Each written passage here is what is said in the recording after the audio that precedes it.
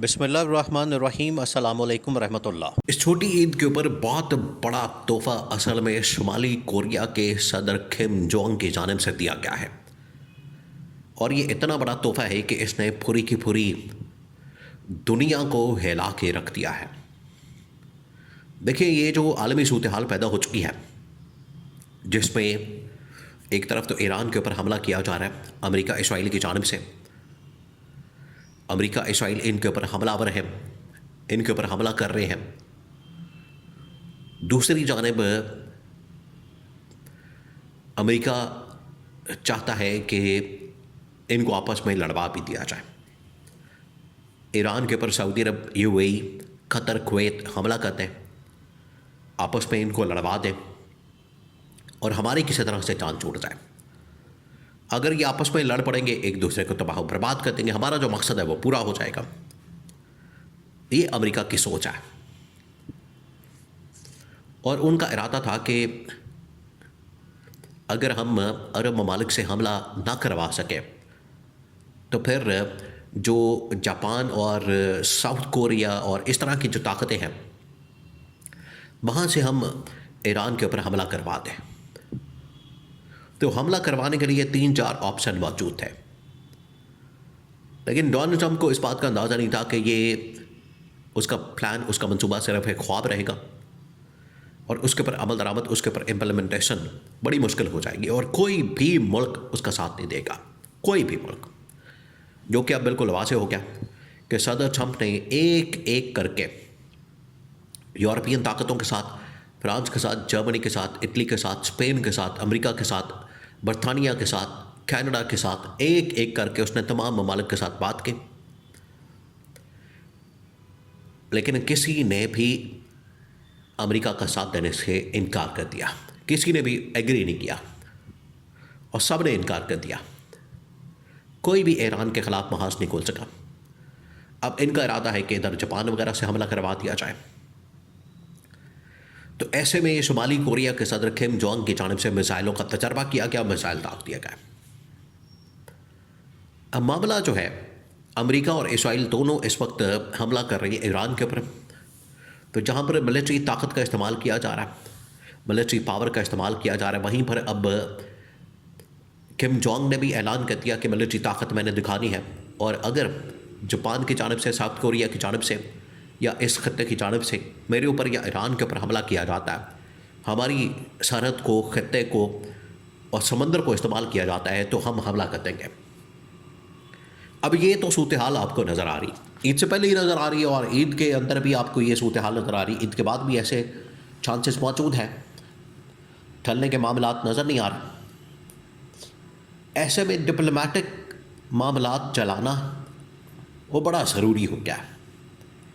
2-3 बड़े स्टेप्स लिए गए डिप्लोमेटिकली।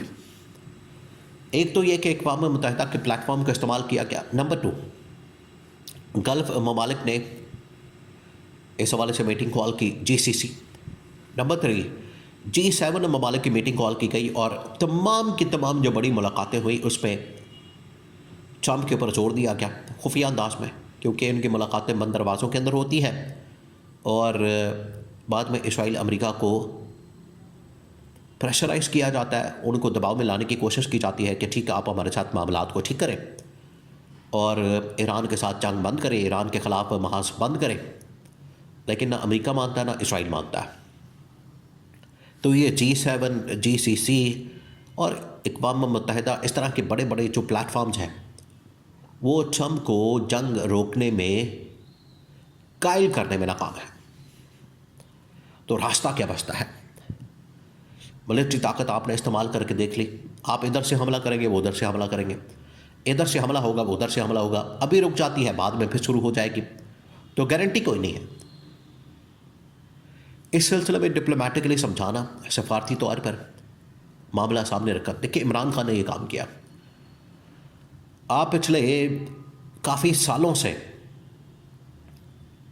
ये मामला देख रहे थे हुर्मत रसूल का सल्लल्लाहु अलैहि वसल्लम, उनकी हुर्मत के ऊपर, उनके ज़ात के ऊपर, उनकी ज़ात मुक़द्दस के ऊपर हमला किया जाता था बहुत सारे लोगों की जानिब से, यहूदियों की जानिब से, सहूनियों की जानिब से, ईसाइयों की जानब से उनकी ज़ात के ऊपर हमला करके कभी कार्टून बनाना, कभी कुछ करना, कभी फिल्में बनाना। इमरान खान ने वज़ीर-ए-आज़म बनने के बाद ये मुकदमा लड़ा और दुनिया के सामने रखा कि नबी सल्लल्लाहु अलैहि वसल्लम की जो हुर्मत है, उनकी जो इज़्ज़त है, उनकी जो नामूस है, वो हमारे लिए बहुत अज़ीज़ है। और दुनिया को समझाया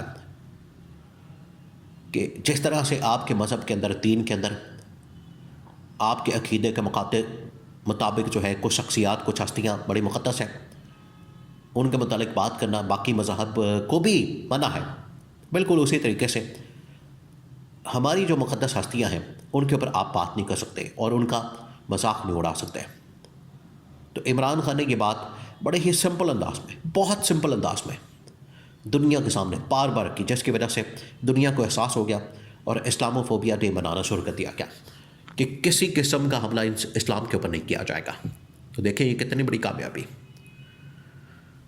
तो आज अगर दुनिया को ये कोई रियलाइज़ करवा सकता है कि फ़लस्तीन का भी उतना ही हक़ है जितना इसराइल का, ईरान का भी जीने का उतना ही हक़ है जितना कि इसराइल का, इसराइल को एटमी ताकत बनने का, किसी और मुल्क को एटमी ताकत बनने का इख्तियार या उसको हक़ उतना ही है जितना अमेरिका और इसराइल को। तो ये इमरान खान वाहिद बनता है जो बात कर सकता है। ये पूरी दुनिया, आज किम जोंग भी इस बात के ऊपर कायल हो चुका है, उसे भी अंदाज़ा हो चुका है, क्योंकि उसने भी अपनी मिलिट्री ताकत कायम की, मिलिट्री पावर के ऊपर काम किया, उसको इस्टेब्लिश किया, उसको बिल्डअप किया। आज मिलिट्री माइट में, मिलिट्री ताकत में नो डाउट के शुमाली कोरिया को कोई मुकाबला नहीं कर सकता, वो इतना ताकतवर है। लेकिन देखिए इमरान खान कई बार कह चुका है कि जंग किसी मसले का हल नहीं है, जंग बजाते खुद एक मसला है। आप इसको सोचें, समझें, अंडरस्टैंड करें। तो जंग आपने लड़नी नहीं, बल्कि जंग को ख़त्म करने के लिए आपने काम करना है। तो इमरान खान ने काम किया। इमरान खान ने अब जंग के ख़ात्मे के लिए जो उस वक्त बातें की, आज भी इमरान खान ने, जब लास्ट टाइम जंग शुरू हुई थी ईरान के ऊपर, पिछले साल हमला हुआ अमेरिका की जानिब से, तो इमरान खान ने कहा था कि आपने ईरान की भरपूर हिमायत करनी है। आज भी इमरान खान का मौक़िफ़ यही है, एक तो ईरान की हिमायत करें, नंबर 2 जंग का ख़ात्मा करें, नंबर 3 नेगोशिएट करें, बात करें। तो ये शुमाली कोरिया के सदर किम जोंग को भी इस बात का एहसास है कि सियासी तौर पर और सियासी फ़हम व फ़रासत के लिहाज से, सफ़ारती मामलात को हैंडल करने के लिहाज से जो समझ बूझ इमरान खान के पास है, वो दुनिया में किसी और लीडर के पास नहीं है। तो आज किम जोंग भी उनका फ़ैन है और पूरी दुनिया, आलम इस्लाम से लेकर पूरी दुनिया इमरान खान को एक पीस एम्बेसडर के तौर पर देखती है, जिसका ट्रंप इजहार करता है कि मैं हूँ, असल में वो इमरान खान है।